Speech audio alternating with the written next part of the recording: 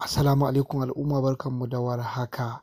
Idan yau ne zuwanka cikin wannan tasha mai alfarma mai farin jini, to kai subscribing ka danna ƙararra domin samun ingantattun labarai babu coge babu ƙage.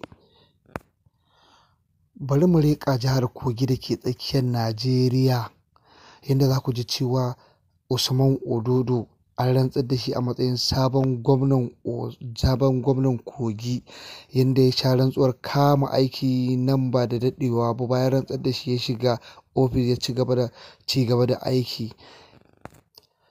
Mr. Ododo, wanda ya samu nasarar lashe zaben Kogi wanda aka gudanar a watan Nuwamba.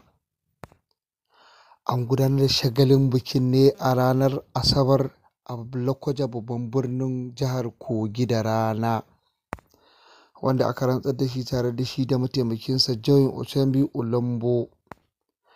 Mr. Ododo ɗan jam'iyyar APC ne wanda ya maye gurbin Yahaya Bello bayan ya kammala tenuwarsa ta biyu.